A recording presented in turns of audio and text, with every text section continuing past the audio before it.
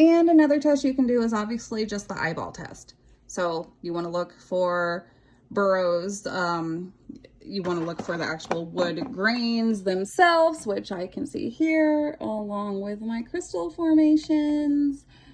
You can look for, like, this here would be a burrow into the wood, that when it was an actual tree, it was burrowed into by a little bug or something, or whatever bugs. I'm not a bug expert, so like wood. You can find holes in them from like woodpeckers or any kind of animal that's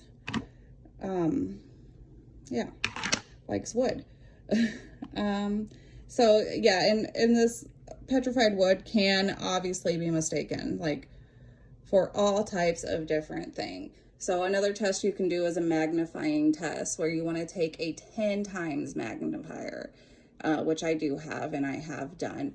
You can look for like resin ducts, which are the more larger circular cells inside of the wood.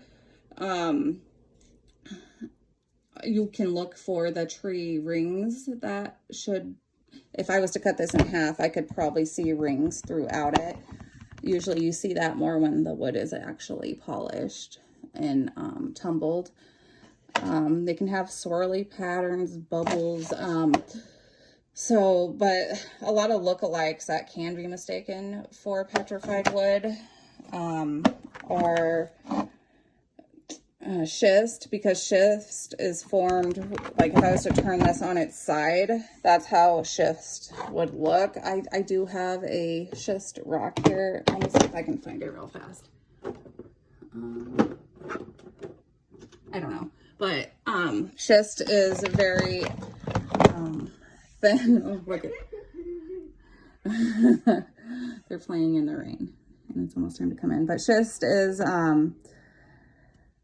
like layers of different types of minerals that layer on top of each other. And usually schist is pretty easy to just flake away. You could take a knife or whatever and just flake the layers of schist off. So that's easy to be mistaken. Slag, you can mistake slag for freaking anything, I feel like. The most common thing that slag is mistaken for is a meteorite, but you will instantly know, like, if you do any of the tests that I just talked about, because the test I talked about can be done on any form of rock or meteorite, but slag